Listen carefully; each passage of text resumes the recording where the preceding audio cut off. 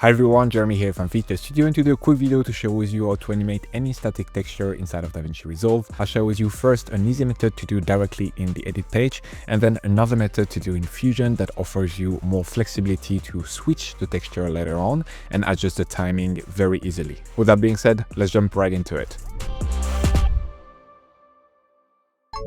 Alright, so first, in order to animate a texture, you need a texture. I will highly recommend that you check out Texture Lab. They have so many different stuff that you can choose from.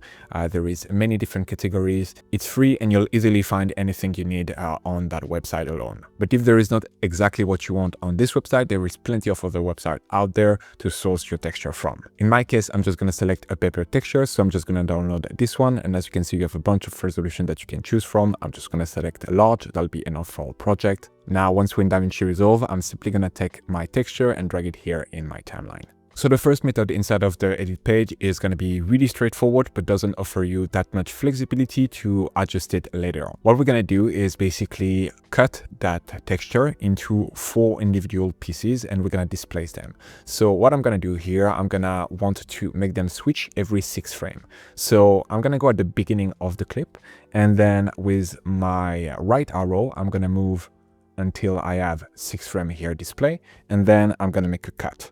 Then I'm gonna do that again, go to frame 12, make another cut, and repeat that until I have 4 pieces. Here I should be at frame 24. All you have to do if you want to have the animation going faster or slower is adjusting that number of frames. So if you want it to be faster, you could do 3 frames instead. And if you would like to have it slower, you can just increase that by, let's say, 10, 15, 20 frames, whatever you choose. Right now, I'm just gonna delete the excess. I'm going to zoom a little bit here in our timeline so we can see all 4 clips.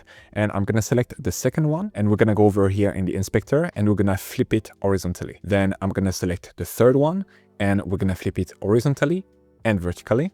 And then I'm going to select the last one and we're going to flip it only vertically. Now, none of these clips are sharing the same layout, and it gives that stop motion type of animation. It tends to work best with textures that are fairly even, because obviously if you have like a strong pattern in the middle, we will see that being flipped over and over. So if that's the case, I will recommend to adjust further the zoom and the position to create even more randomness between the switch of those clips. Now, all we need to do is basically copy and pasting that as long as we need it. So here I'm going to select all my clip, copy them, go at the end of it, and then I'm just going to paste it as long as we need them. Now, you can see that pretty much that could take a while if you need to have a clip that is 10 minutes. That's why in a second, I'm going to share with you how to do that inside of Fusion, and that's going to offer us a lot more flexibility. Now, I'm just going to zoom out in my timeline. I'm going to select all those clips, create a new compound clip, and now I basically have my animated background. Now, the issue with this is that we can't really replace that texture if we decide to change it, and we cannot adjust the timing. It's something that's going to be fixed. And again, it's going to take maybe a little bit of effort to make a clip that is 10 minutes long. Granted, you could do the same thing here and basically paste that compound clip to whatever length you want. And now quickly we've reached, almost 6 minutes. So now let's move on to Fusion to show you the second method. So I'm going to start by bringing a new background here in my working area to set the resolution of our frame. And I'm going to reduce the alpha channel down to 0. That way we have no background and we gain transparency. Now I'm just going to take my texture again and drag it here in the working area. The concept right now is going to be exactly the same. We're basically going to displace our original media in different positions to create that stop motion type of animation. So what I'm going to do here is take 4 transform nodes and drag them into that node area. So I'm going to take the first one, second one, third one, and fourth one. Now I'm going to link that media to each of those transform nodes. So here for the first one, the second, the third, and the fourth. And now finally, I'm going to bring a switch node to switch between those different transforms. So here I'm going to hit shift space on my keyboard and I'm going to search for switch, and I'm going to bring that in our node area. In the inspector here, as you can see, I have only 2 input. I want to have 4 of them to be able to switch between those 4 transforms. So what I'm going to do here is go to config, and then I'm going to switch that from 2 to 4. It's creating more input. that are reflected here. And we're going to use those buttons basically to switch between the different transform. So here I'm going to select the first input 0, and then I'm going to link that transform right here to the arrow that is the biggest, which is the one that is selected here. Now, if I select input 1, as you can see, the biggest arrow becomes this one, meaning that that's this input that is selected. You can then just link it to the transform 2.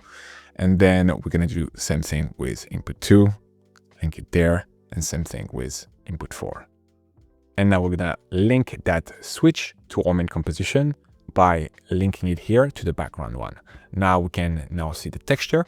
So now we need to displace each of those transforms. So transform 1 is going to stay the same. Then transform 2 here, I'm going to select flip horizontally. Transform 3, flip horizontally and vertically. Transform 4, vertically. Now, if I go to the switch, as you can see here, if I change the button selection, we're having already that animation happening. Now we need to create an expression that will allow us to switch that automatically, so I don't have to click on each of the buttons manually. To do that, I'm gonna right click here on switch. I'm gonna select edit control, which is gonna bring that panel right here.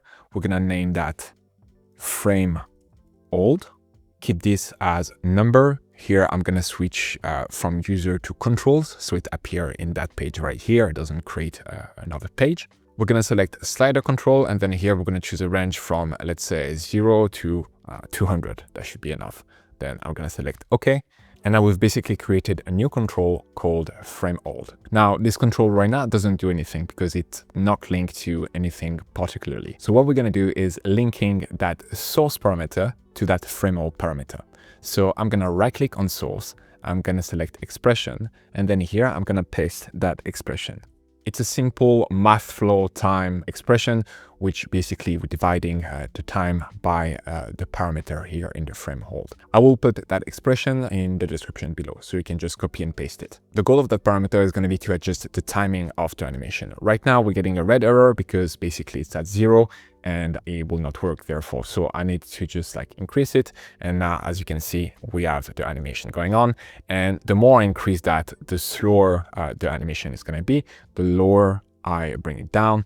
Basically, the lower the amount of time there is between each frame swapping between each other. Right now, actually, I could make a quick modification to this to make sure that it's never to 0. So I'm just going to right click back here on edit control.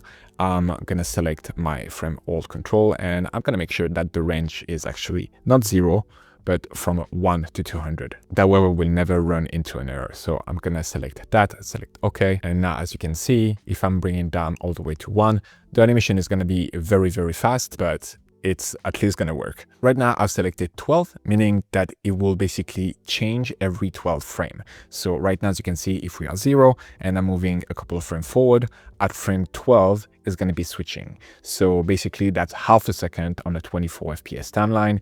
Every half a second, that's going to change. Again, you can adjust the timing by reducing or raising that slider. As I've mentioned at the beginning of the video, if you're unhappy with the layout, you can always go back to here, transform 2, and adjust, for example, the size and position to make it feel even more random. So here, I could increase again the size and adjust the position right there, and finally increase just the size for this one. And as you can see, it basically creates even more randomness between each of the phase switch. So now if you wish to switch that texture for another one, it's very easy. Right now, I'm just gonna add an extra node so I don't have to reconnect the 4 of them. So I'm just gonna select the media in one, hit shift space on my keyboard and just bring here a transform node just as a placeholder. So that way I have only one connection to do. So I'm gonna delete this one. And then I'm gonna bring, for example, that newspaper texture right here. I'm gonna connect it. And right now, just in one click, I've changed the texture of my background. Now, the great thing with that is that you can go back to the edit page and then you can extend it for whatever length you want. And the animation will basically be looping for the entire duration of that fusion composition. So if you want to save that for future use, what you can do is simply saving it in your Power Bins. So first off here, I'm just gonna give it maybe a name, paper texture animation background. I'm going to go over to the media pool, and then I can save it directly here in my Power Bin. In case you don't have your Power Bin activated, you can just activate it right here by going to show Power Bin and make sure that it's toggled on. Now you can create a bin right here. So for example, here I could call it background, and then I can just open it and drag that into that folder. So now that effect going to be shared across all of your project inside of DaVinci Resolve. So you can just take it directly from the Power Bin and drag it to new timeline in any project, any timeline across your entire DaVinci Resolve library. So right now, if I drag it back, as you can see, it retains everything. And now if I want to switch the texture again, I can simply go over to Fusion, delete that old version, and now bring a new one. And you can save it back with that new one, for example, and everything will be right here in your Power Bin. So that's pretty much it. Hope this video was helpful. Please let me know in a comment on what kind of video you would like to see next, and I'll see you in the next one. Bye. Speed up your workflow and create better videos using the pack available on our website, including titles, transition, and templates built only for DaVinci Resolve. Get started today by downloading our free starter pack that contains over 150 elements. Link in the description below or at videoeditorstudio.com.